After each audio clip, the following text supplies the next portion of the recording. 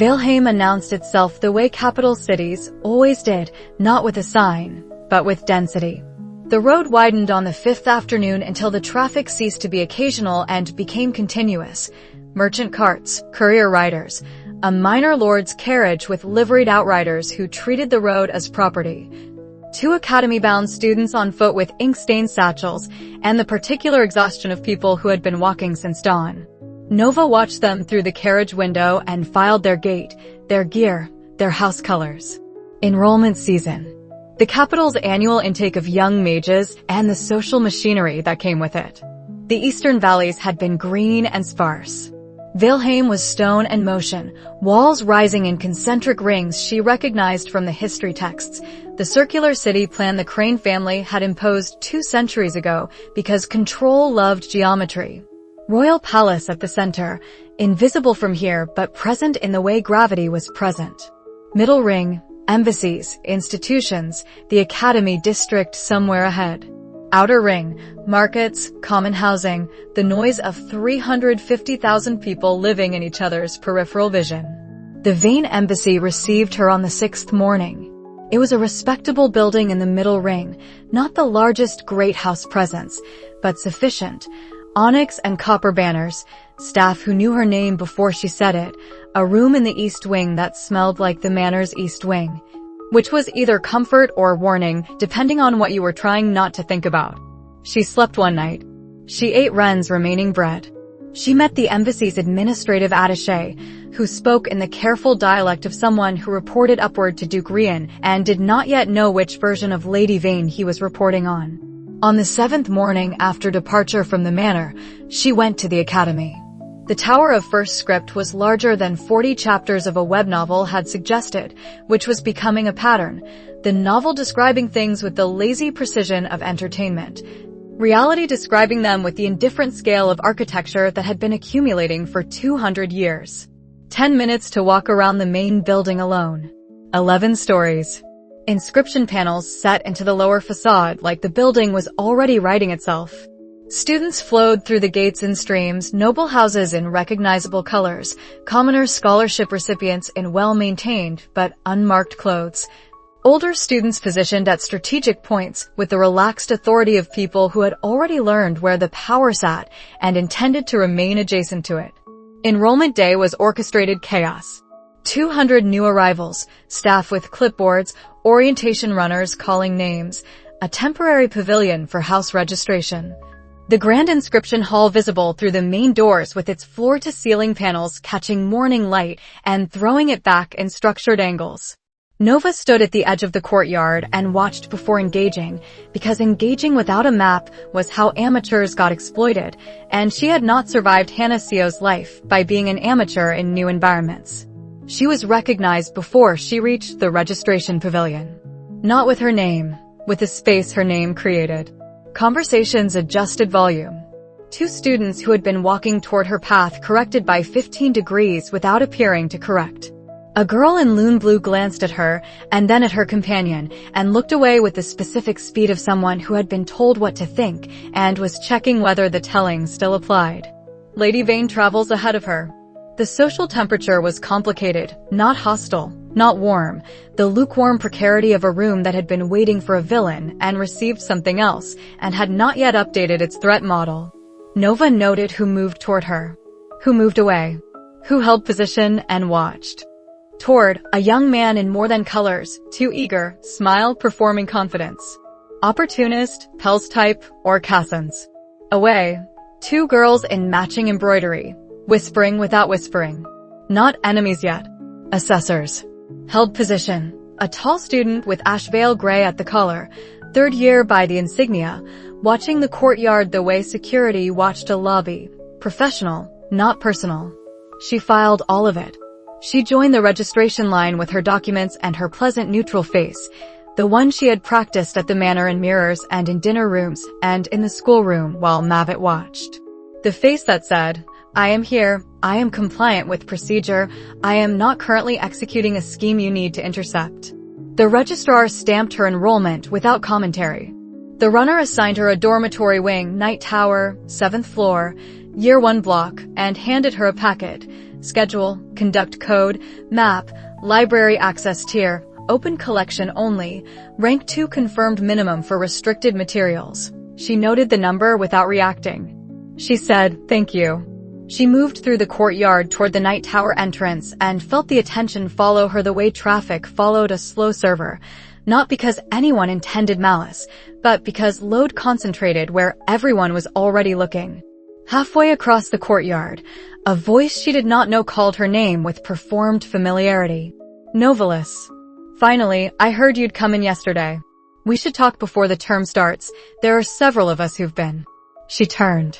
Lord Edwick, recalibrated at the manor, performing reconnection at the academy with the energy of someone who had decided her arrival was an event he could use. She said, "Lord Edwick. Good to see you. I'm still settling in today, perhaps later in the week." His smile held one beat too long. Of course. We'll be in the same circles," she said, "I'm sure." She continued walking. He did not follow. She filed, Edwick, present, positioning for proximity. Not hostile yet. Expecting access.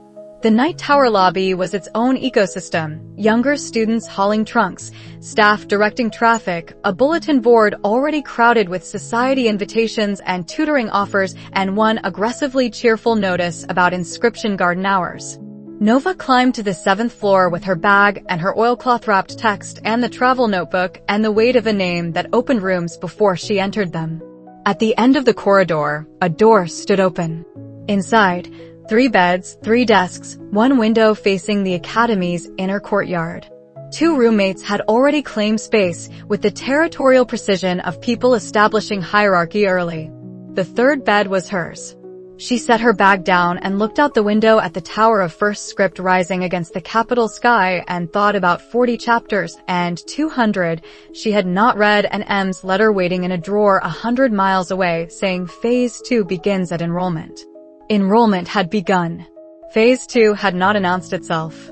That was either good or a delayed trigger. In her experience, delayed triggers were worse. She unpacked with economical movements. She did not claim more than her share of desk space.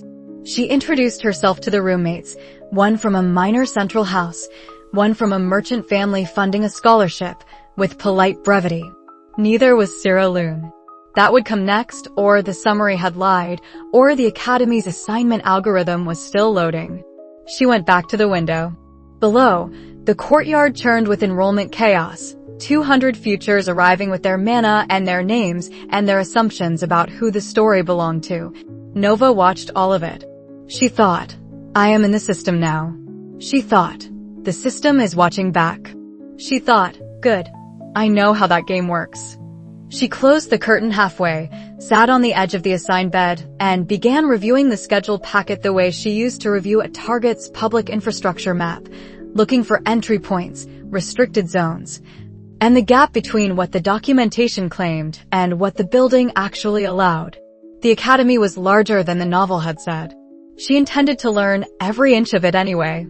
At the embassy that night, the attaché brought correspondence, 2 letters waiting since her arrival. One from Theo, for sentences about an emergent heat effect in a garden drill. One from Rian, 1 line, examination schedule confirmed. Do not perform small. She read Rian's line twice. Do not perform small. Or do not perform small. The punctuation was absent. Rian would consider punctuation a luxury. She chose the reading that matched a man who had watched her calibrate for 12 seconds in a courtyard. Do not hide beneath your level when the institution asks for competence. She filed the father note with the network map and the godfather's orientation speech and M's silence. 3 handlers, 3 different instructions. She would satisfy the examination and the survival requirement and deal with M when M announced itself. She slept in the embassy bed that felt like the manor's east wing and dreamed in notation she could not yet write in public. Morning would be dormitory assignments in full. Sira Lune would be waiting in the narrative. Caden Ashveil would be waiting in the hall. The academy would be larger than fiction. She woke ready to observe all of it. Sira Lune arrived on the 2nd evening. Nova was reorganizing the desk drawer, pens, notation paper, the travel notebook positioned where she could palm it quickly if needed. When the door opened and a girl in deep blue and silver paused on the threshold with the particular stillness of someone who has just learned their housing assignment and is deciding how to enter a story they did not write. The roommates were gone, orientation mixer in the common hall, which Nova had declined with a polite excuse about unpacking. Privacy by absence, not by lock. Sira said, Lady Vane.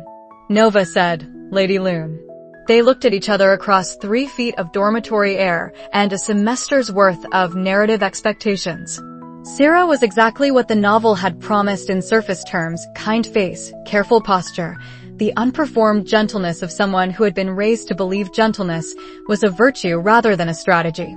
She was also, Nova saw immediately, sharper than the novel had bothered to describe. The eyes did not only assess. They correlated. Sira said, I was told we'd be roommates. Nova said, the Academy's sense of humor, apparently. A beat. Sira did not laugh. She came in with a trunk that was lighter than noble luggage usually was practical packing, not performance packing, and set it by the remaining bed, the one Nova had left clear by not spreading into the third desk space. Nova had done that on purpose. Not manipulation, or not only manipulation. The practical fact that if Sira Lune was going to be in this room, the first impression should not be territorial aggression from a villainous script Sira had already read. She said, I took the desk by the window. The other 2 are open. The wardrobe on the left has a stuck drawer. Pull the bottom handle first. Sira looked at her. Thank you. Nova said, it's accurate information. They arranged the room in parallel rather than together, the specific choreography of 2 people who are not allies performing civility while deciding whether civility is a truce or a tactic. Nova lifted Sira's trunk onto the bed frame when it stuck on the latch, a small thing, no comment attached. Sira adjusted the desk lamp angle for the shared light line without asking permission, which was either good manners or a test of whether Nova would bristle at unilateral changes. Nova did not bristle. She thought, the novel said you suffer through my schemes. I burn the scheme folder. You don't know that. I can't tell you that. So I give you a working drawer and hope the data accumulates in your favor. By the time the other roommates returned, the 7th floor room looked inhabited by 4 people rather than 3 people and a villain-shaped absence. The minor house girl, Sira Lune, introduced herself to Sira with the eager deference of someone recognizing Lune Blue. The scholarship merchant's daughter, Mara, nodded politely and went back to arranging notation supplies with the focus of someone who could not afford to waste the first week. Sira handled both with the practiced warmth Nova had read about and was now watching in production. Genuine. Not effortless. Nothing real was effortless, but practiced in the way kindness became when it was a family tradition. At lights out, Sira Lune talked too much about orientation gossip. Mara said little. Sira answered questions with measured sentences. Nova lay in the dark and listened. Sira Lune said, Is it true the Ashveil Night Scholar is in our year block? The one whose sister. Sira's silence had texture. Mara said, quietly, don't. Sira Lune flushed. Sorry. I didn't mean. Nova said, into the dark, names in dormitories travel fast. So do versions of events. If you want the accurate one, wait until you have it from someone who was there. The room went quiet. Sira said, after a moment, thank you. Nova said, it's accurate information. She heard Sira turn on her pillow. Not toward her. Not away. The neutral position of someone whose mental model had encountered an anomaly and had not yet chosen a folder for it. Confused, the summary had said. Yes. Nova stared at the ceiling and thought about coincidence that was not coincidence, academy assignments influenced by house politics. Someone deciding that putting Vane and Lune in the same room was interesting the way a security researcher found certain buffer placements interesting.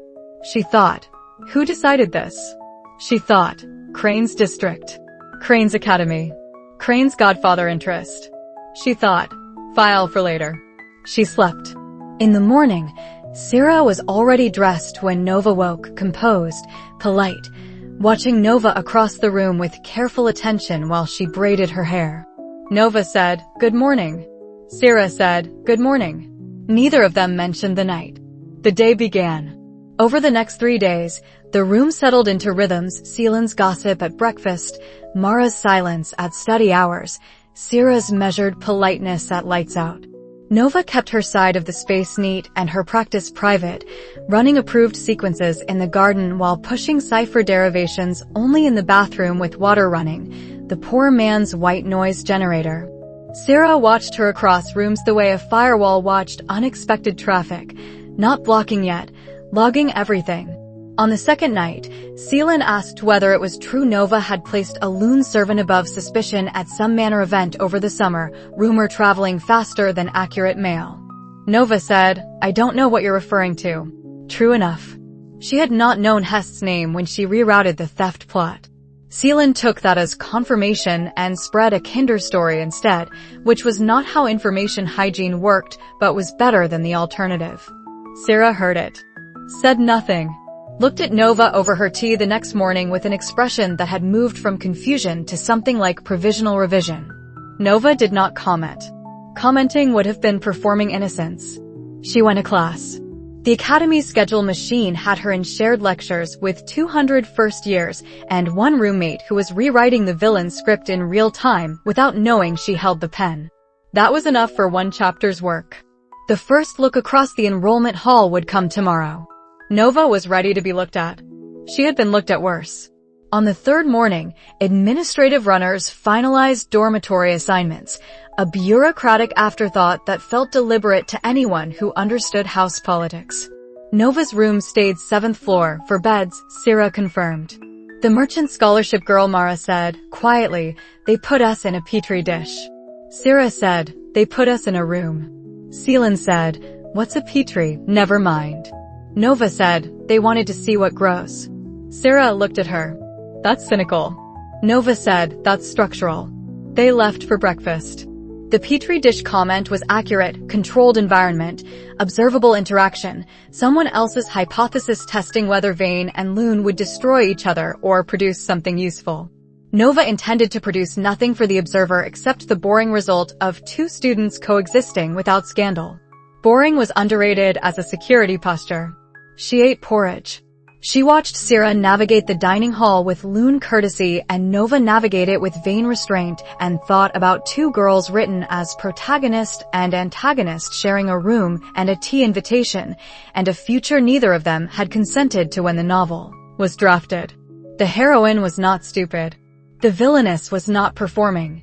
The room was confused. Good. Confusion was a gap in the script. Nova had built a career in gaps. She would live in this one carefully until the story forgot what it expected her to do next. That night, Sira left a book on the shared desk, open collection history, spine cracked, without saying it was for Nova. Nova read the assigned chapter and left a notation correction on a sticky scrap for the misprinted date on page 92. Sira found it in the morning and did not say thank you. She moved the scrap to her own notebook. Shared maintenance of accurate data, not friendship. Useful anyway. She saw Caden Ashveil across the enrollment hall on the third morning, before he saw her. Nova had come down from the night tower early to collect a corrected schedule slip from the administrative office, a minor errand, useful cover for moving through the building before the crowds thickened. The main hall at this hour was still assembling itself, staff unlocking side doors, inscription panels warming to their baseline glow, the smell of stone and ink, and the particular ozone tang of cipher mana deployed at low levels for calibration. She was at the top of the east staircase when she registered him. Tall. Built like someone who had been told repeatedly that mages did not close to melee range and had decided the rule was a suggestion. Brown hair short enough to be practical. The Royal Order's junior knight insignia at his collar silver and iron, ash veil gray in the weave. He carried a blade case on his back with the unself-conscious ease of a person who did not treat the weapon as costume. Knight Scholar. Dual capacity. The novel had not given him enough pages to be more than a name and a hatred, but the body in front of her was not a name. It was a dataset. He was speaking to an administrative clerk at the enrollment desk, professional, direct, receiving a packet similar to hers. His voice did not carry, but his posture did. Someone here on business, not spectacle. Nova stopped on the stairs. She did not hide. Hiding created behavior patterns. She stood where she was, visible and watched. He turned. Their eyes met across the hall, 30 meters, morning light from the high windows, enough distance that neither of them could pretend the contact was accidental. His expression went through a sequence she parsed in real time because parsing sequences was what she did when the stakes were high. Professional assessment. Recognition. Cold precision settling like ice on still water. He knew who she was. He had been briefed by his mother, by the Order, by 2 years of whatever story he had built around Lisa's expulsion and the girl who caused it. The hatred in the novel was not abstract. It was standing in an enrollment hall with a knight insignia and a blade case and a face that had decided not to look away. Most people looked away from things they intended to confront later when the terms were favorable. Caden Ashveil looked at her as though later was a luxury he did not intend to grant. She watched him make that decision and hold it. She did not look away either.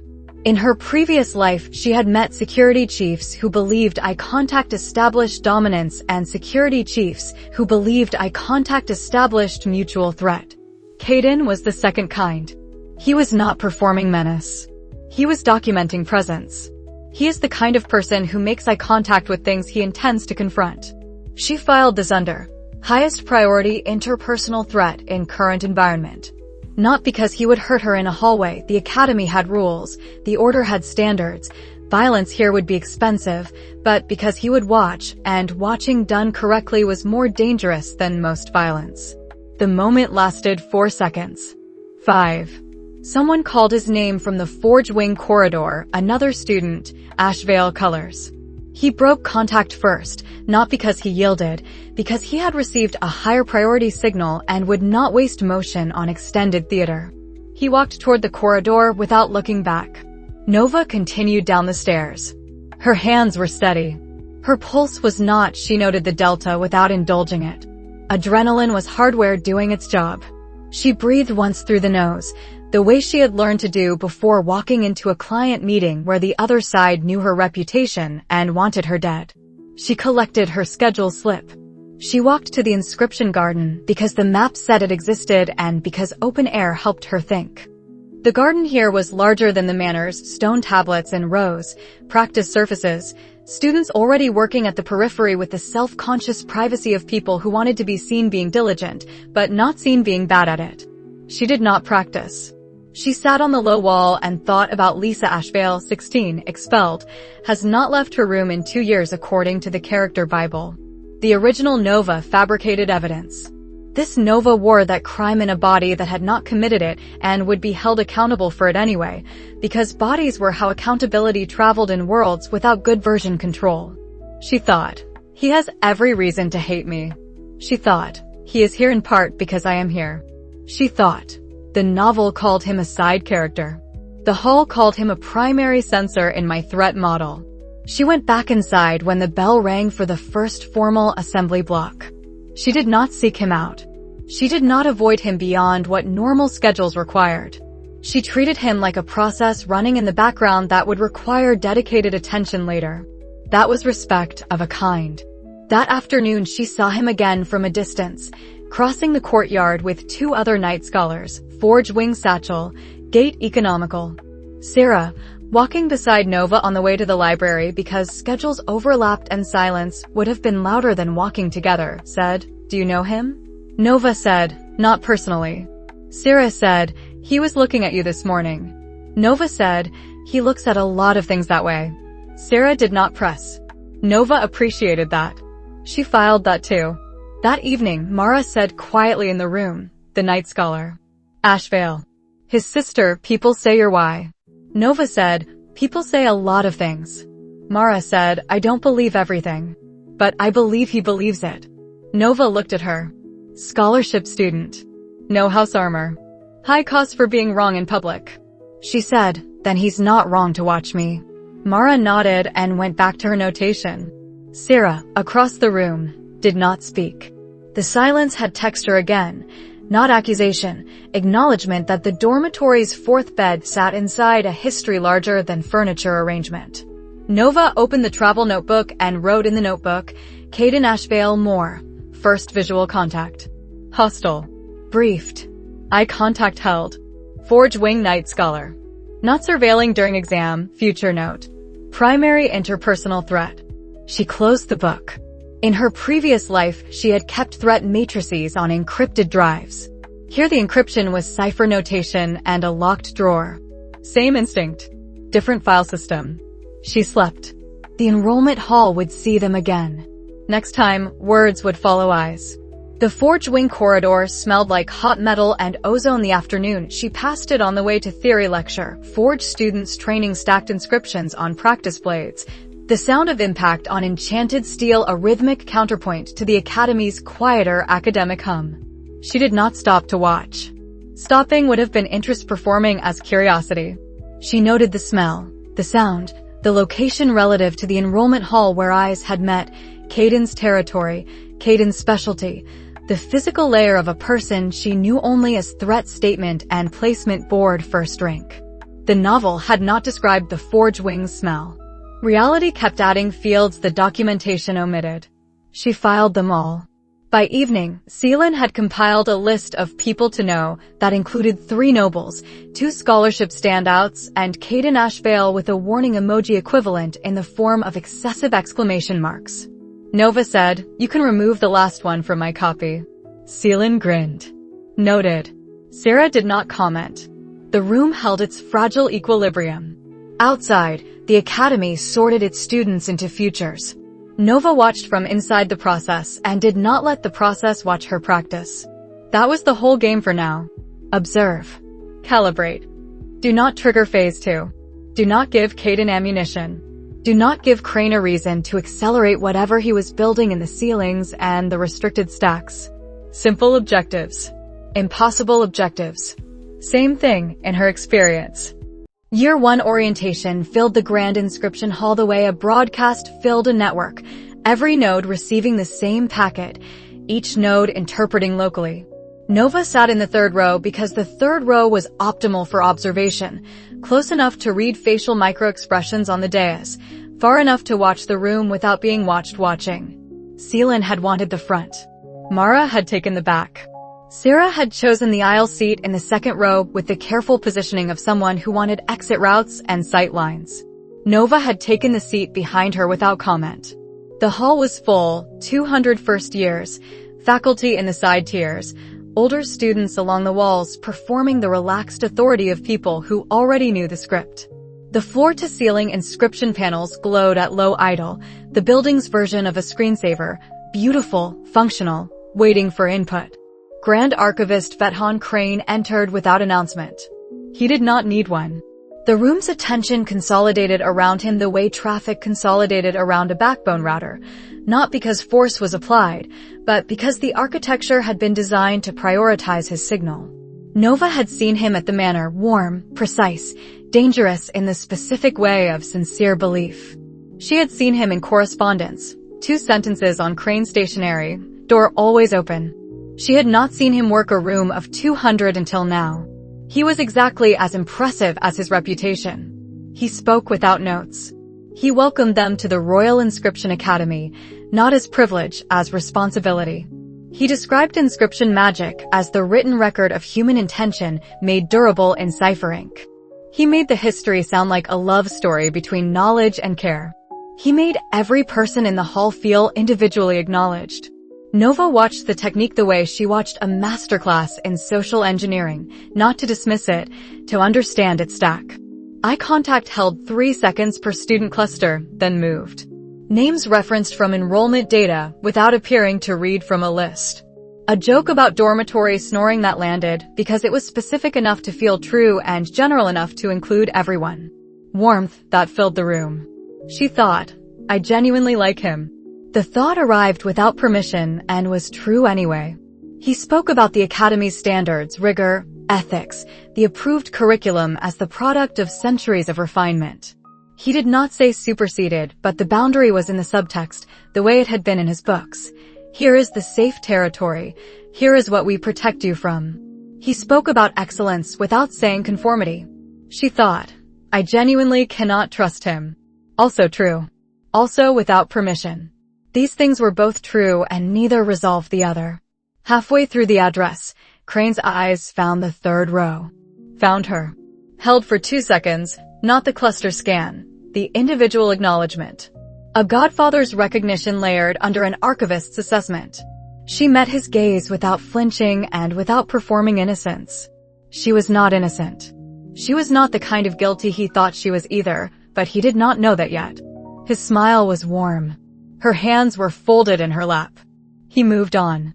The orientation continued: conduct codes, examination schedules, library tiers, the Forge Wing's special requirements for night scholars. She noted each policy's enforcement implication the way she noted API rate limits, not the stated purpose, the actual constraint on behavior. When Crane finished, the hall applauded. Not performed enthusiasm, real relief, real inspiration. He was good at this. He had been good at this for longer than most of these students had been alive. Nova applauded with everyone else. Afterward, students flowed into the courtyard in buzzing clusters. Sira was drawn into a Lune group by a third-year cousin. Mara disappeared toward the library.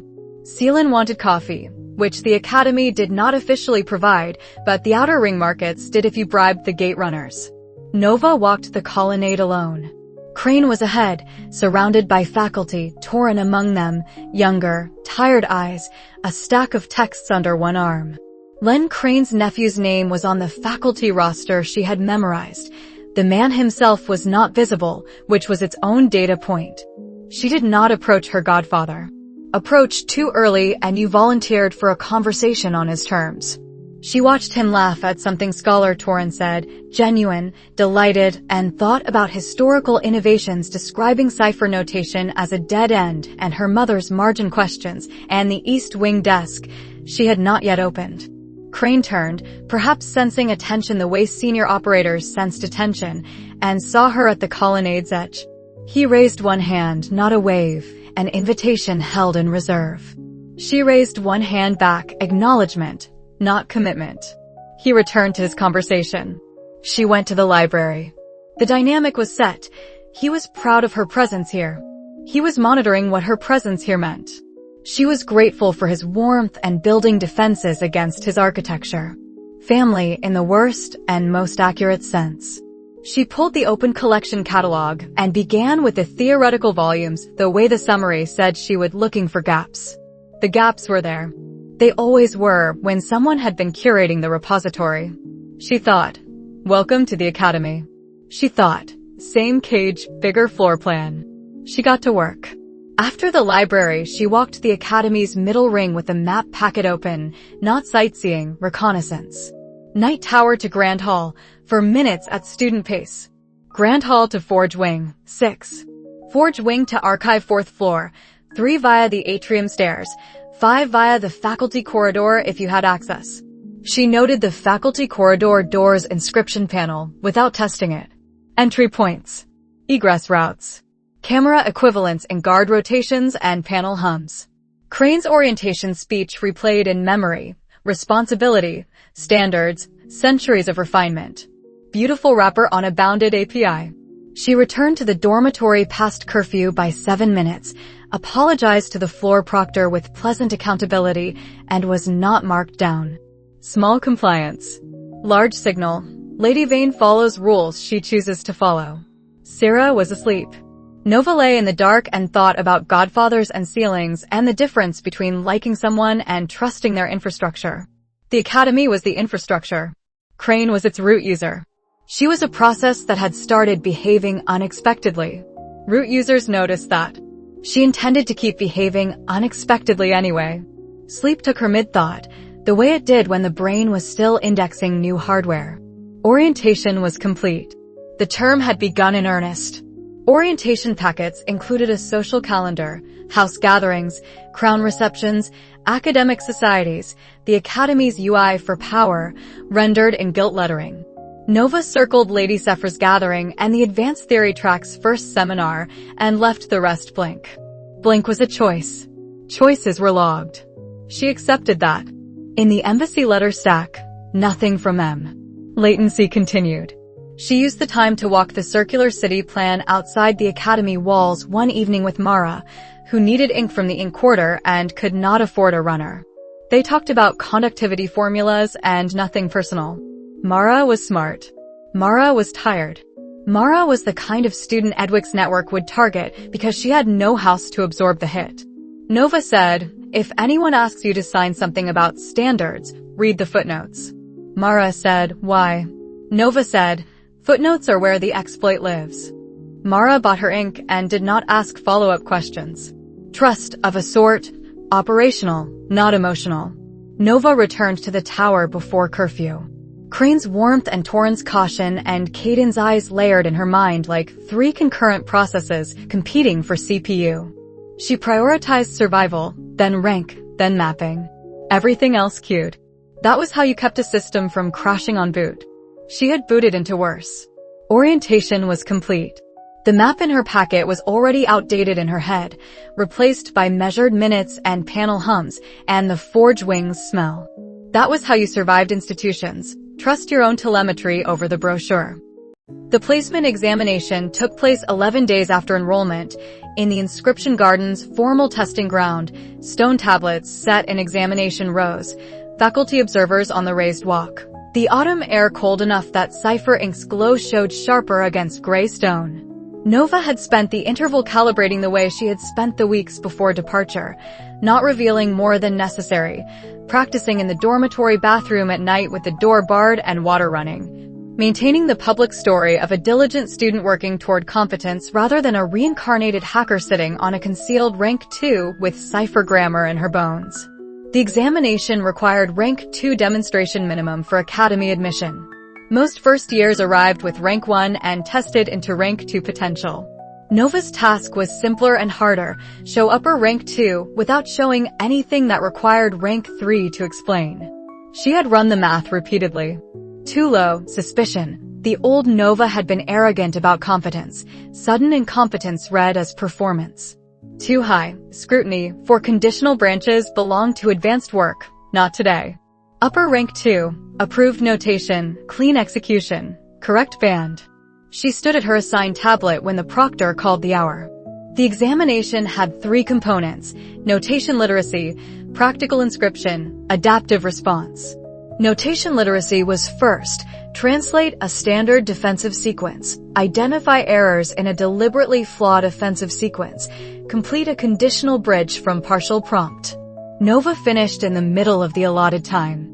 She left 2 answers unrushed because finishing first was a flex the old Nova might have made and the new Nova could not afford. Practical inscription was second. The prompt, write a compound inscription producing sustained light with variable intensity appropriate to ambient conditions, using approved notation only. She had done this at the manor as an emergent accident. Today, she did it as a product controlled, elegant, no cipher tells in the stroke order. The cipher ink rose from her fingers purple-black, steady to the examination's expected spectrum, wrote the sequence she had practiced in approved grammar until it looked like muscle memory rather than translation. The light came up warm and steady.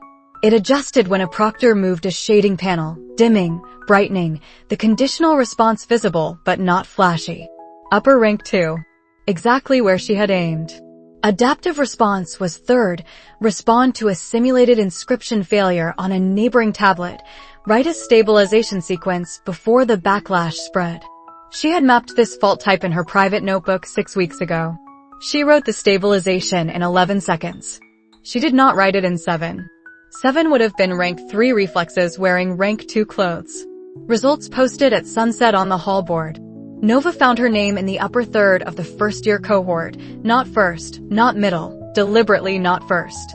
First attracted tutors she did not want and eyes she could not yet afford. Upper third. Clean scores across components. Commentary line from the proctor. Excellent conditional control. Recommended for advanced theory track eligibility. Sira placed in the upper quarter. Strong waterlight dual notation. The Lune's specialty visible in the stroke economy. She smiled when she saw it, small and real, then muted the smile as though happiness required management in public. Mara placed mid-cohort, solid, unremarkable, the placement of someone who would survive by diligence. Seelan placed lower middle and laughed it off too loudly. Nova stepped back from the board and let the crowd read her score without commentary. Someone behind her said, Vane placed above Lune. That's going to annoy people who like narratives. Someone else said, or maybe she's actually studying now. She did not turn around. The Night Scholar cohort posted separately outside the Forge wing. Nova went there on the pretense of reviewing the Advanced Theory track notice, legitimate errand, and read the Night Scholar board from the edge of the crowd. Caden Ashveil more. First placement. Of course. Forge Inscription Practical. Highest marks. Combat Application Simulation. Highest marks. Notation Literacy. Second, beaten by half a point by a fourth-year transfer, which meant he was not infallible, which was useful data. He was not at the board. He was inside the Forge wing doing whatever Night Scholars did when they placed first and did not need to stand in a courtyard validating it. He was not watching her during the examination. She had checked peripheral scans during practical component. No Ashveil Gray and the observer tier focused on her station. He was focused on his own work. That was information. He was not here primarily as her surveillance detail. He was here as himself, a Night Scholar with a sister at home in a room she had not left and a villainess in his cohort who had done something he could not forgive. His placement was first because he was good at what he did. She filed that separately from the hatred. Both could be true. She walked back to the night tower as the courtyard lights came on, inscription lamps along the paths, the tower's windows lighting in clusters as students returned to rooms and compared scores and began the social sorting that examination results accelerated. Sira was in the room when she arrived, reading a letter from home. She said, "You did well." Nova said, "So did you." Sira said, "I saw the board." Nova said, "Upper third is enough." Sira looked at her, that correlating look again. "You could have placed higher." Nova said, "Could have isn't the same as should have." Silence. Sira folded her letter. "That's an odd thing for you to say." Nova said, "I've been saying odd things all month." Sira almost smiled. Almost.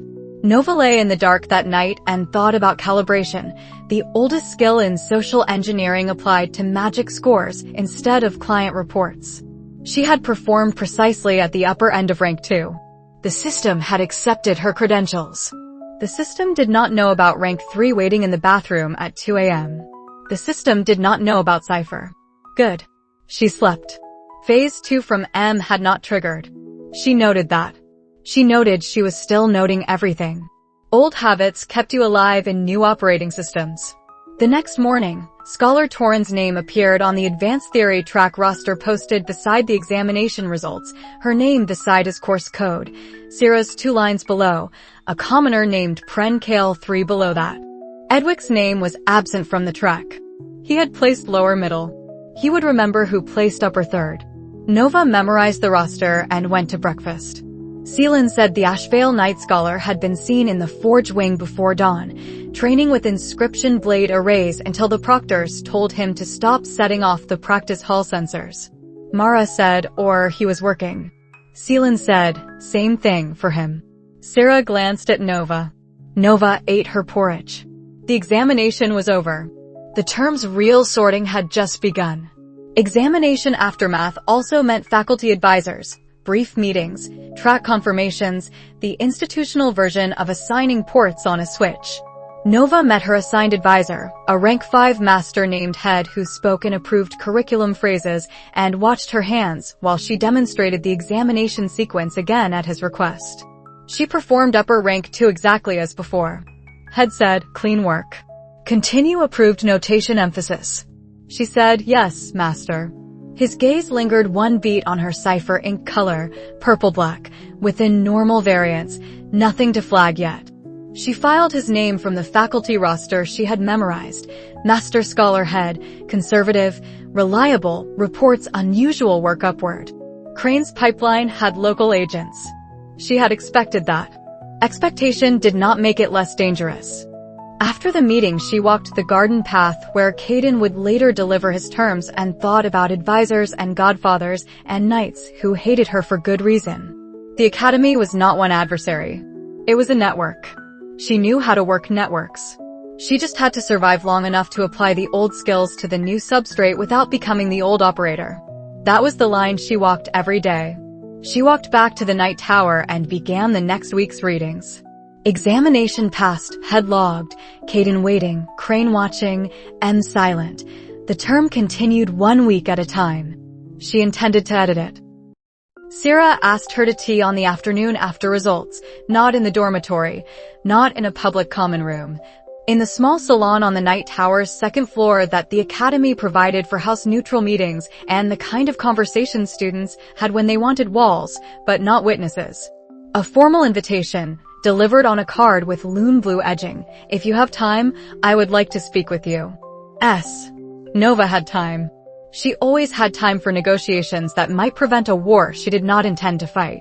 The salon was half empty, 2 third-years murmuring over notation papers in the far corner, ignoring everyone else with the disciplined privacy of upperclassmen. Sira had chosen a table near the window, 2 cups already set, no servants. The tea was Lune blend, light and floral. The message was, I know how to host. I am not trying to impress you with servants. This is between us. Nova sat. Sira said, thank you for coming. Nova said, thank you for asking. The opening ritual completed, they drank once, temperature checked, politeness satisfied, and Sira set her cup down with the precision of someone beginning a conversation she had rehearsed and wished she had not needed to rehearse. She said, I want to be clear about something before the term social machinery assigns us roles we didn't choose. Nova said, all right. Sira said, I have heard a great deal about you. Before I arrived. Before enrollment. She did not enumerate sources. She did not need to. Most of it suggested that I should expect hostility. Or performance. Or both. Nova said, and instead you got help with a stuck drawer. Sira's mouth shifted, not quite a smile. And you told Seelan to wait for accurate information about events she wasn't present for. Nova said, accurate information is underrated. Sira looked at her for a long moment. The correlating eyes again, running a comparison between dataset and observation. She said, you're not what I expected. Nova said, what did you expect? Sira said, someone performing. Nova said, what makes you think I'm not? The question was a test she had chosen deliberately, not cruelty mirroring. If Sira wanted honesty, she would get the shape of honesty even when the full content could not fit in a salon. Sira considered it. She did not look away. She did not reach for the easy answer, your kindness proves you're real, because Sira was not stupid and kindness was exactly what a good performer would deploy. She said, because you're not performing for me. Nova held her cup. She thought about burned campaign folders and redirected Edwick letters, and a theft plot dismantled in a guest corridor at the manor. She thought about 40 chapters that had written this girl as a function and the fact that functions did not drink tea with stuck-drawer gratitude unless someone decided to treat them as people. She said, I'm not trying to manage your opinion of me. Sira said, that's a strange kind of honesty. Nova said, it's the only kind I have inventory for right now. They talked for 40 minutes without becoming friends. That was important. Friendship would have read a scheme. This read as 2 careful people establishing terms. Sira spoke about her family, not intimately, structurally. House Lune's expectations. Healing track emphasis. The pressure of being the daughter who was kind in a house where kindness was currency. Nova spoke about examination preparation and the East Wing Library at the embassy, and nothing about Hannah CO or Starfall Chronicle or M's Phase 2. Sira said, at one point, people will want us to be enemies. Nova said, people want a lot of things. Most of them aren't load-bearing.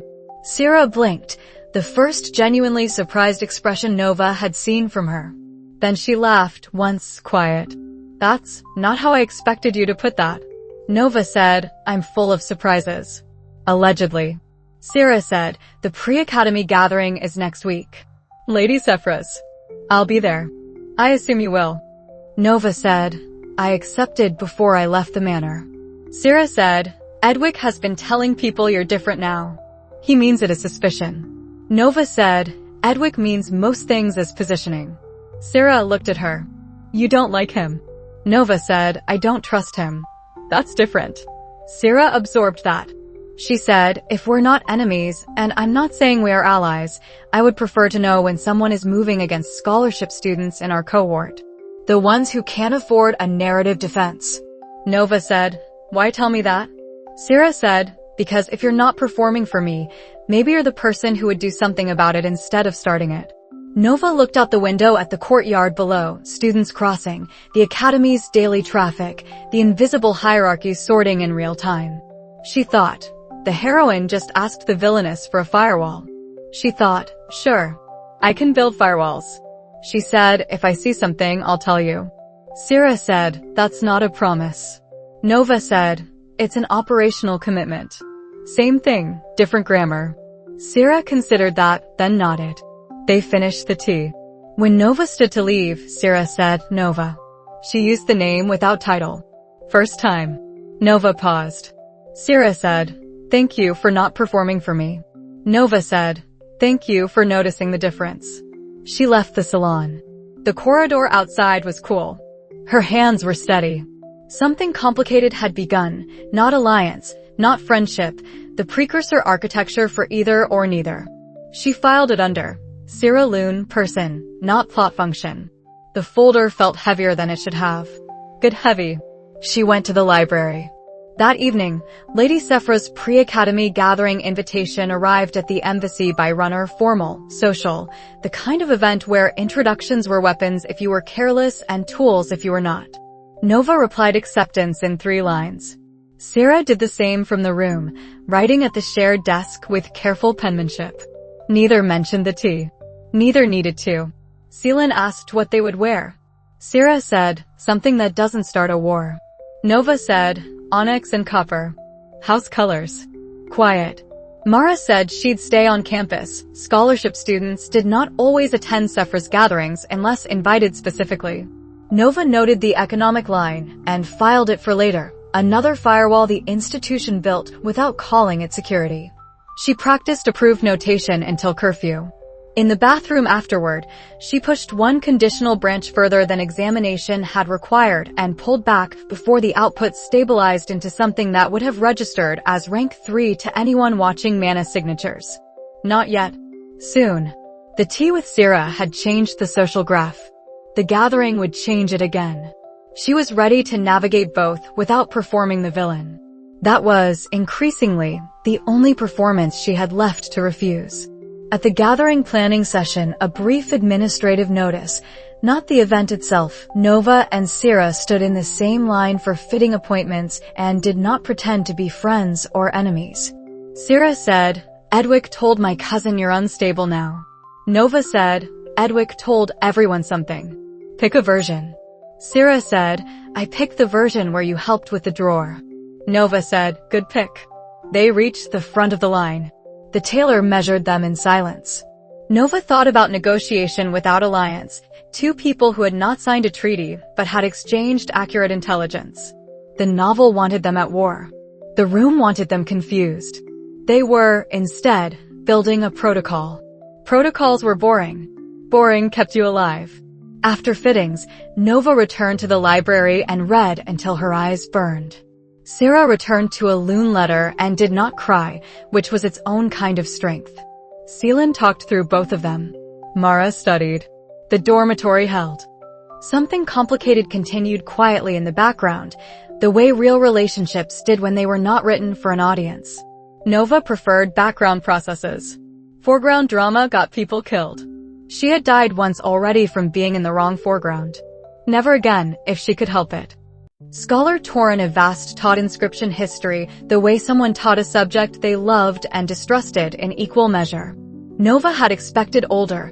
The academy's faculty ran toward distinguished and settled, and history professors in her previous life's universities had been gray by policy. Torin was mid-30s, sleeves rolled, ink on his fingers, the specific fatigue of a person who had been having the same argument with an institution for 7 years and had not yet lost. His first lecture hall was half lecture, half confession without the word.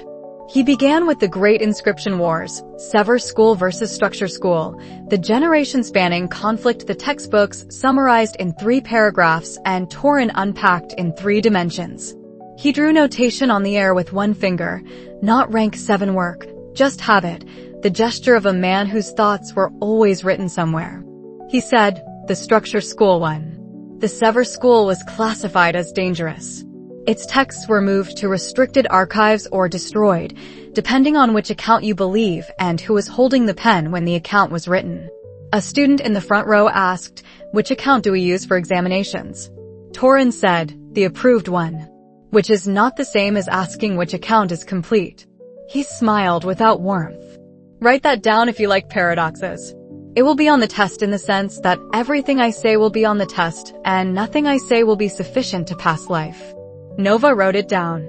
He moved through the curriculum's authorized timeline, structure victory, academy founding, notation standardization, the failed schools that had attempted innovations the approved framework did not accommodate. He named 3 schools classified as failed without adequate investigation. He did not say suppression network. He did not say suppression. He said, several promising inscription traditions collapsed or were reclassified within 2 years of publication. The official record cites insufficient documentation of results. He paused. He said, insufficient records. He glanced at the ceiling. Not at the ceiling, at a specific point in the upper corner where the inscription panel met the cornice, where the building's decorative motif created a visual seam. Nova noted it. In her previous life, she had learned to track tells, the glance at the security camera, the pause before the redacted line, the colleague who never finished a sentence about the department budget.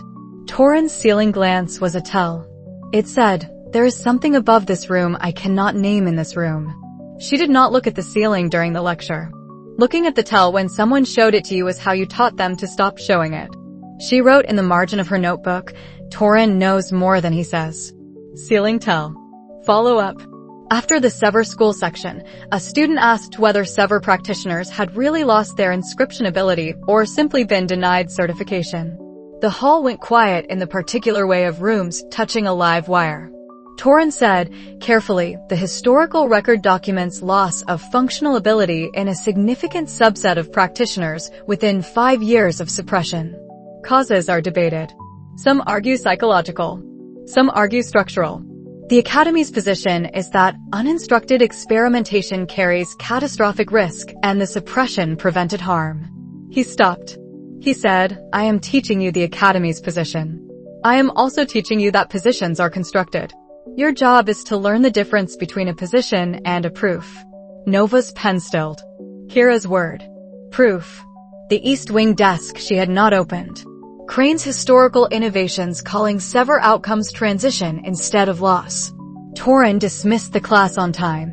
Students flowed out discussing examination schedules and whether advanced theory track was worth the workload. Sira left with her Lune cousin. Mara went to the library. Celine wanted lunch. Nova lingered. Not obviously, she reorganized her notebook, dropped a pen, recovered it, was still at the desk when the hall emptied. Torin was gathering his materials at the lectern. She said, Scholar Torin. He looked up. Lady Vane. She said, the Sever School section, the practitioners who lost ability. Is there a primary source list for the non-academy accounts? His eyes sharpened, not hostile alert. Why? She said, because I read a pre-academy foundational text over the summer that used notation grammar the approved curriculum doesn't teach, and I'm trying to understand whether that's innovation or error. The sentence was true in every word that mattered. Torin held her gaze. Which text? She described it without naming the manner, age, condition, bottom shelf discovery, cipher adjacent grammar. His expression changed. Your mother's line used cipher notation. She said, so I've been told. Silence. He said, there is no unrestricted primary source list in the open collection. If you're serious, start with the Academy's pre-standardization catalog, section 4, open stacks, 3rd floor. Compare the index to the shelves and note what's missing. He picked up his texts. He said, and Lady Vane, if you find a gap, don't announce it in my lecture hall. Announce it to me first. She said, understood. He left. Nova sat in the empty hall for 1 minute and looked at the ceiling corner where he had glanced. The inscription panel there was decorative, or looked decorative. Standard foundation motif, the kind embedded in academy buildings everywhere. She filed, ceiling tells, missing catalog entries, Torin as potential ally with conditions. She thought, the lecture was the most honest one she'd heard since waking up here. She thought, honest is not the same as safe. She went to the 3rd floor open stacks. Section 4 awaited. The gaps were already waiting with them. She spent 2 hours on Section 4 that night, cross-referencing catalog strings to shelf marks, building a list of missing texts in cipher shorthand that looked like lecture notes to anyone glancing over her shoulder. 3 texts transferred to restricted 2 years ago. 1 author line, K. Vane. 14 cipher texts listed restricted since before her birth. The pattern was not random. It was curation with intent, the same intent she had read in Crane's Historical Innovations, now confirmed in the archive's routing table. She left before the library closed, nodding to the desk clerk who had seen her every day this week and had begun treating her as a fixture rather than an anomaly. Fixtures were invisible in useful ways.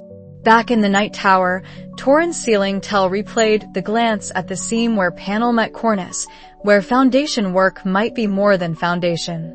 Anchor node suspicion without proof. File for later. Tonight, gaps Torren, K. Vane catalog entry she could not reach. Tomorrow, more lectures. Caden's approach in the garden. The old network stirring. She slept 4 hours. Enough for a student. Not enough for a hacker. She had been both long enough to know the difference and choose the schedule anyway. The following lecture, Torren assigned a reading list, approved histories, 1 optional primary fragment from the OpenStax that described structure school victory without sever testimony. Nova read the fragment at lunch. It contradicted itself on page 4, claimed sever practitioners lost ability, cited no methodology, used passive voice the way legal documents used passive voice to hide actors. She annotated in cipher, who benefits from passive voice? Answer, whoever removed the subjects from the sentence. Suppression network fingerprint again, or her mind pattern matching too early. Pattern matching too early had saved her life before. She would risk false positives over false negatives until she had proof. Proof was in a desk in the East Wing. Proof was behind a restricted door labeled K. Vane. Proof was somewhere in a conspiracy the novel never named. She finished lunch. She went to Section 4. The gaps waited. Torrens' ceiling tell waited. Crane's warmth waited. The academy pretended it was only a school. Nova pretended she was only a student. Both pretenses were temporary. She was counting the days until one of them broke. She hoped it would be hers on her terms. The lecture hall emptied around her. Torrens' optional fragment had done its job, planted doubt in approved passive voice. Doubt was a seed. Seeds needed time. She had time, if M and Edwick and Crane did not compress the schedule for her. She closed her notebook and joined the traffic flow toward the night tower. Another day logged. Another gap indexed. The work continued. Caden found her in the inscription garden at midday on a Thursday when the courtyard traffic was low and the stone tablets held the sun's heat in flat, pale plains. Nova had come to practice approved notation in a witnessed-adjacent location, public enough to be legitimate, quiet enough to think. She was working through a compound light sequence for the advanced theory track's first assignment when his shadow crossed her tablet. She did not startle. Startling was information. She looked up. He was in night training clothes, not formal insignia, sweat at the hairline, blade case absent, the Forge Wings practical uniform. He had come from exercise, not ceremony. That was also information. He did not introduce himself. She knew who he was. He knew she knew. He said, "I'll be direct." She said, "Please." His jaw tightened at her tone, not mockery, availability. He had prepared a speech, and she had left the door open instead of performing resistance. He said, "I'm at the academy in part because you're at the academy. I intend to ensure that what you did to my sister does not happen to anyone else here." The words landed clean. No padding. No courtroom rhetoric. A statement of purpose delivered like a report. Nova set her stylus down. She said, "What would you need to see to believe that was already my intention?" He did not hesitate. "Nothing you could show me. No performance of consideration. No polite fiction that evidence might suffice if only it were persuasive enough." He had already decided the evidentiary standard was unreachable because the crime was not a misunderstanding, it was an act committed by the person wearing her face, and he had watched the tribunal. She stood in the garden for a moment with the sun on her shoulders and the tablet's light inscription still glowing faintly at the edge of her vision. This was the most honest conversation she had had since waking up in Vane Manor. Honesty was not comfort. She said, "All right." He blinked, the first break in his composure. He had expected denial, or performance, or the old Nova sneer. All right was not in the script. He said, "All right." Nova said, "You don't believe me. I didn't ask you to. You told me your terms. Now I know them." His eyes were dark enough to be black in the midday glare. "You think knowing my terms helps you?" She said, "I think knowing anyone's terms helps me not waste motion." He looked at her, the long look from the enrollment hall, upgraded now with words behind it. Contempt, yes. Precision, yes. Something underneath that was not forgiveness, and was not curiosity, and might have been the frustration of a man whose threat model had not predicted compliance without capitulation. He said, "Stay away from scholarship students you can't afford to break." She said, "I don't break people for sport." He said, "You did once." She said, "I know what you believe I did." The present tense correction was small. It mattered to her. It might not matter to him. His hands curled once at his sides. Lisa doesn't leave her room. She hasn't in 2 years. She was 15. She was the best inscription student in her year. Nova said nothing. Words here would be noise unless they were the right words, and she did not have the right words yet, only the anonymous exercises she had not started sending, only the 14 months of future work the timeline had not reached. Only the weight of a crime committed by a person who was not her and was also, in every way that counted socially, her. He said, "I'm not here to debate philosophy. I'm here to watch." She said, "I know." He said, "You should." He left. She stood in the garden. The inscription on her tablet flickered and dimmed unattended, completing its cycle, dissolving. She thought about the most honest conversation and the least forgiving audience. She thought about Caden Ashveil more, first in the Night Scholar cohort, building a log she had not yet seen but could infer from the man who had just delivered a mission statement in a garden. She thought, "Good. I'd rather hostility with clear terms than kindness with hidden ones." She picked up her stylus. Her hand was steady. She practiced until the bell called her to afternoon lecture. That night, Sira asked if she was all right. Nova said, "Someone was honest with me. I'm adjusting." Sira did not ask who. The room went dark. Nova lay awake and thought about what you could not show someone who had already decided evidence was closed. You could only build different evidence over time. Slow evidence. The kind that looked like behavior, not argument. She had 18 months of that ahead of her if the summaries were a map. If they were not, she would improvise. She was good at improvising. That was not always a virtue. That was not always a virtue. She slept anyway. In the morning her hands were steady on the stylus in practical lecture. Torin demonstrated a standard defensive sequence on the hall panel, clean, approved, the kind of work the examination rewarded. Nova watched the notation compile in real time and saw the fault line where physical force below mana threshold would pass unchallenged. Zero-day instinct, still unnamed. She did not say anything. She wrote the fault in cipher margin notes instead. Caden was not in this lecture, forged track, different block. She was glad. She was not glad. Both could be true. Sira passed her a note in the corridor after class. "Thank you for the salon." "I meant it." Nova wrote back on the same scrap. "So did I." She burned the scrap in a library lamp an hour later. Some communications did not need to live on paper. The garden confrontation had set Caden's terms. Her terms were longer, behave consistently until consistency became data even he could not ignore. Months, maybe years. She had time. She did not have infinite time. M had not fired phase 2. Edwick was sharpening. Crane was watching. She went to lunch. The academy continued around her, indifferent and dangerous, the best kind of system to learn if you intended to break it eventually. That afternoon, a Forge Wing demonstration drew a crowd, Night Scholars sparring with inscribed practice weapons, proctors monitoring backlash limits. Nova watched from the colonnade edge for 90 seconds. Caden was not among them. Another Ashveil student was confident, not first rank. The crowd applauded a clean disarm. Nova left before the applause ended. Spectacle leaked interest. In the room that night, Sira Lune reenacted the disarm badly. Sira corrected footwork with healing track precision. Nova fixed one notation term and said nothing about Ashveil names. Caden did not appear in the doorway.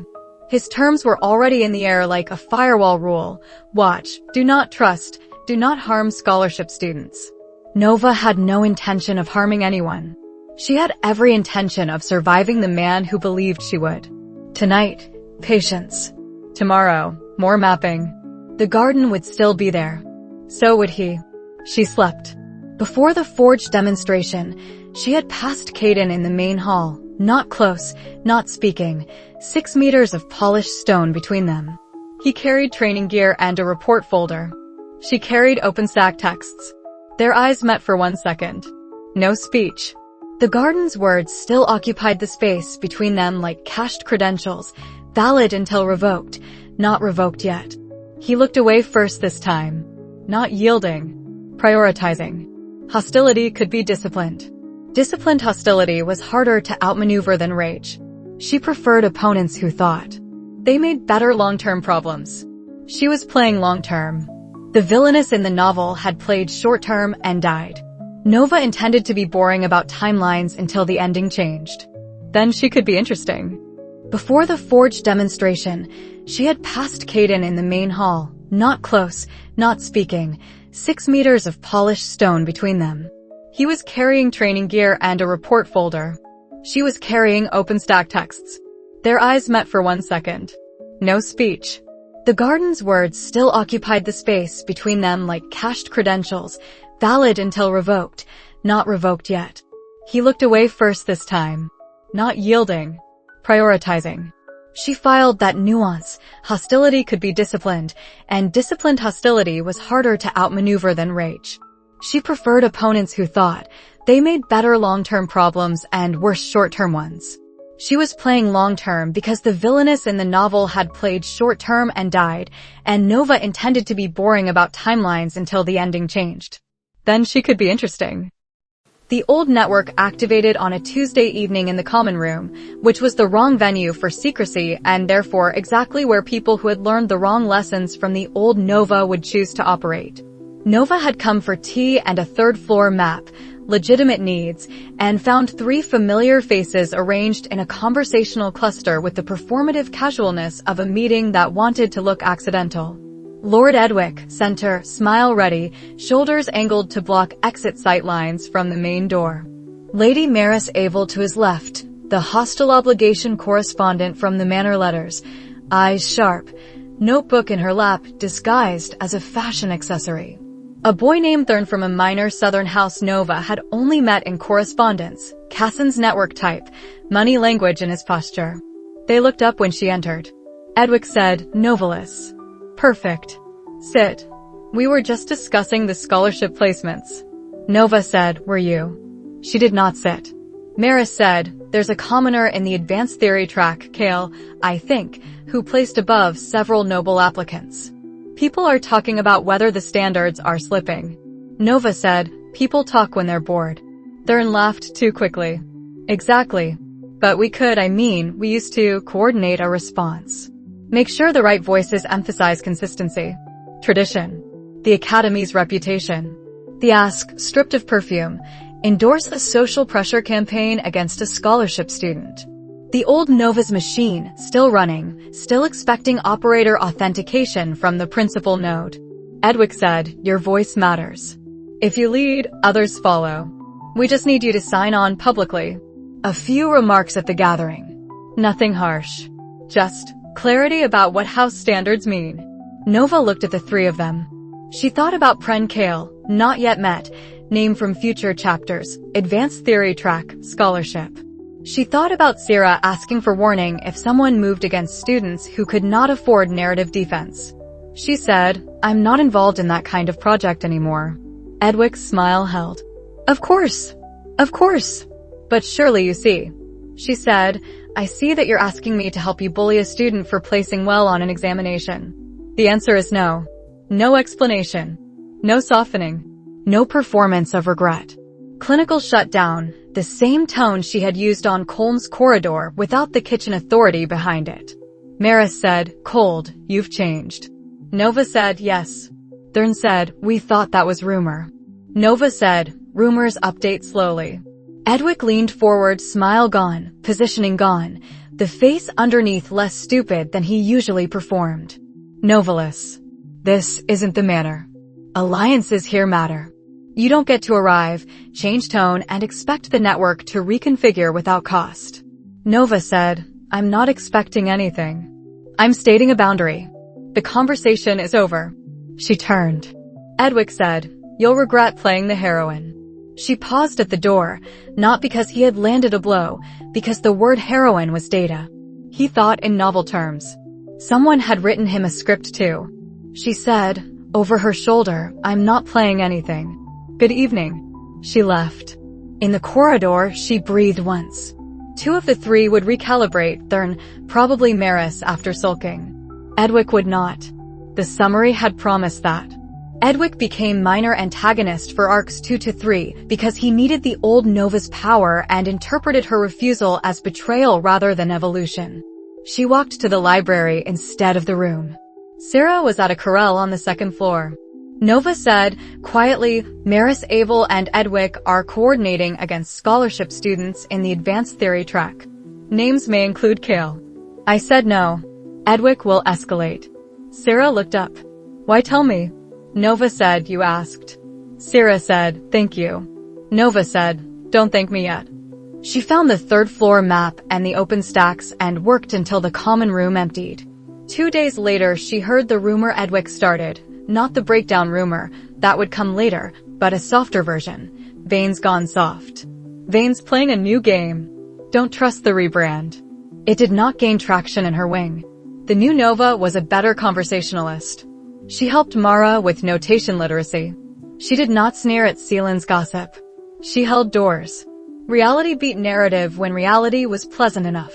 Edwick, excluded from that beat, sharpened. She filed him. Active hostile, social channel, low physical risk, high persistence. That week, 2 others from the old network approached separately, smaller asks, testing whether her refusal in the common room was policy or mood. She gave the same answer with the same temperature. 2 accepted and recalibrated. One, a girl named Osea, who had carried messages for M at the manor without knowing what M was, went pale and stopped contacting her entirely. Nova noted that. M's network had local nodes. Phase 2 had not announced itself. The nodes were stirring anyway. She updated the travel notebook in cipher. Network activation, partial. Edwick hostile. Maris cooling. Osea, M-Link. Watch. She closed the book. The academy hummed around her, lectures, gardens, forge wing clang, night tower doors. She was inside the machine now. She had refused to be its operator. The machine would push back. She expected that. It was still better than being what she had been written to be. 2 days after the common room shut down, Maris approached her in the library with a cooler tone and a pragmatic offer. "If you're not leading the campaign, stay out of our way when we run it without you." Nova said, "If you run it without me, I won't protect you when it blows back." Maris said, "You think it will blow back?" Nova said, "I think scholarship students who place well have faculty allies you haven't mapped." Maris left without accepting or refusing. Edwick, in contrast, began telling anyone who would listen that Nova's summer had broken her, softer than the breakdown rumor he'd deploy later, but the same attack vector, undermine credibility by pathologizing change. Nova ignored it. She helped Mara with a notation literacy exercise in the common room while Edwick performed concern 3 tables away.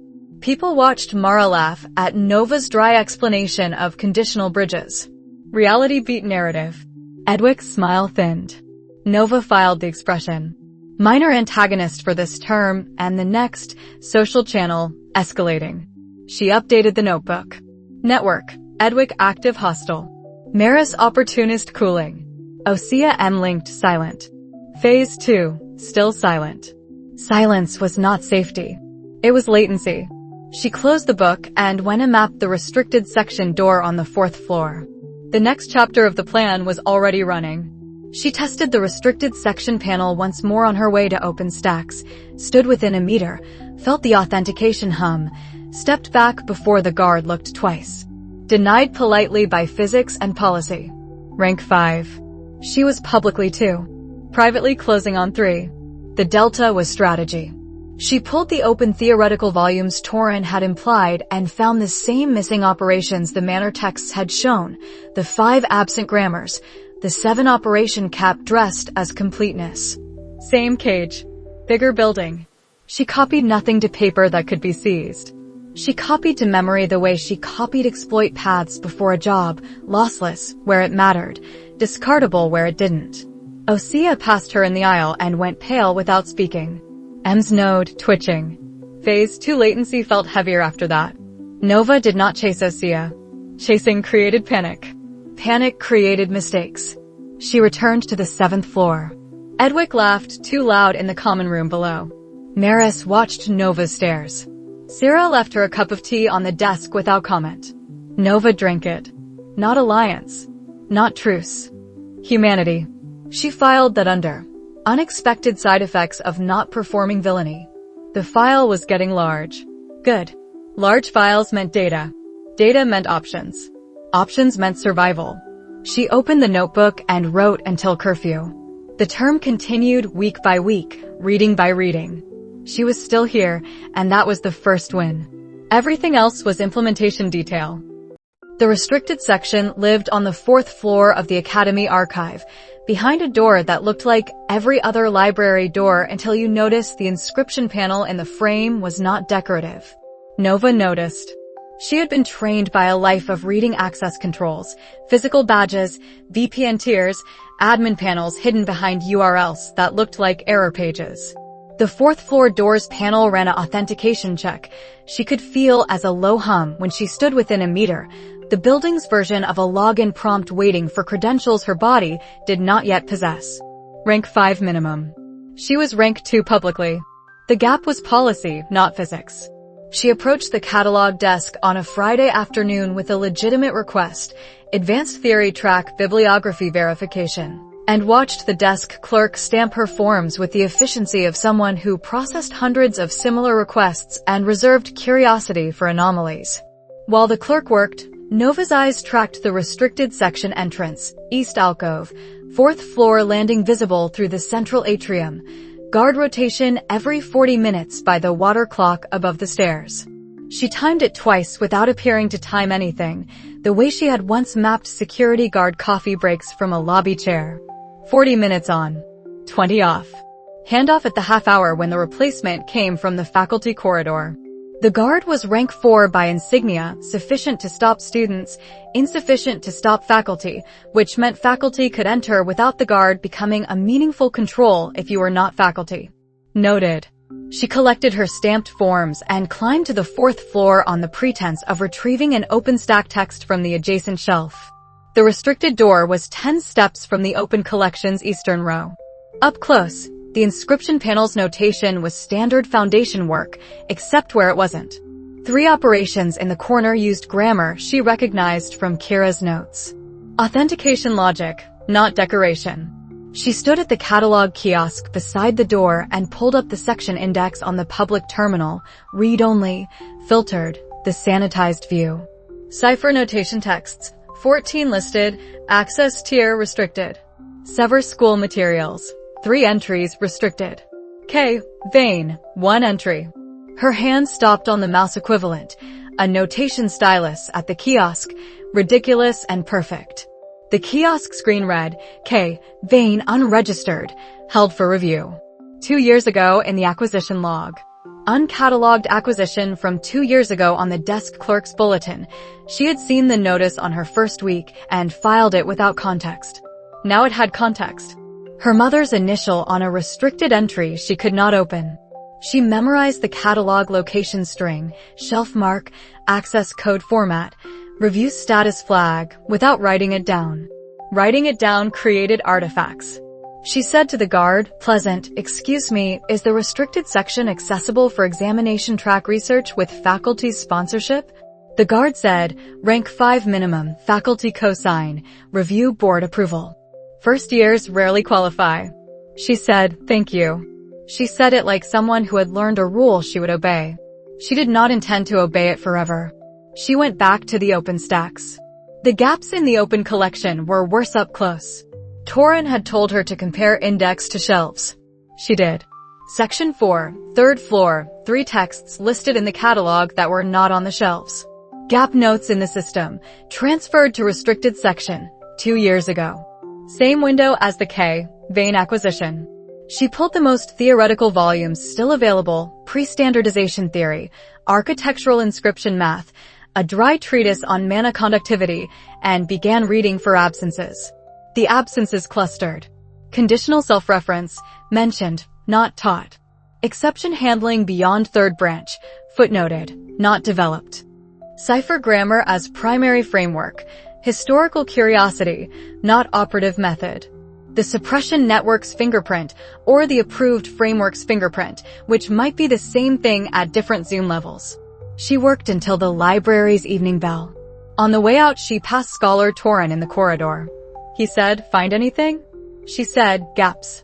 He said, "Don't say that word in the stacks louder than you need to." She said, "Section 4. 3 missing. Restricted transfer, 2-year window." His face went still. "Yes." She said, "There's a K, vein entry on the restricted index."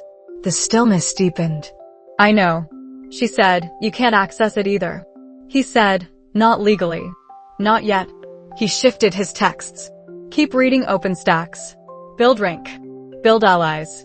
Don't break into the restricted section. If you do it without being caught, and I'm not saying that." She almost smiled. "Scholarly advice." He said, "Survival advice." He left. Nova stood in the corridor with the library's ink smell and the hum of the restricted doors panel somewhere above. Information architecture. The suppression network, unnamed and proven, present in the pattern, controlled what the repository returned when you queried it. In her previous life, she had exfiltrated data from air-gapped systems with fewer clues than this. Here the air gap was rank and stone and a guard rotation every 40 minutes. She went back to the night tower. In the bathroom at 2 a.m., water running, door barred, she practiced compound sequences at the edge of what she could justify as rank 2, pushing the conditional branches deeper. Testing how far she could extend the grammar before the output looked like something the examination board would have flagged. Not rank 3 yet. Not the monitoring inscription that required set and walk-away logic with autonomous branching. That was coming. She could feel it the way she had once felt a exploit chain one step short of compilation. For now, map the gaps. Build rank in public. Build grammar in private. Public rank 2 on the board. Private work running 1 version ahead, soon to be 2. The gap was becoming infrastructure. She thought about the restricted sections K, vein entry. She thought about her mother's proof in a desk she had not opened. She thought about Crane's warm ceiling glance in orientation and Torin's "I'm not saying that" and Caden's "nothing you could show me." The academy was larger than the novel had said. The conspiracy was larger than the novel had known. She intended to learn every inch anyway. She blew out the candle. Phase 2 from M still had not fired. The restricted sections panel still hummed on the 4th floor.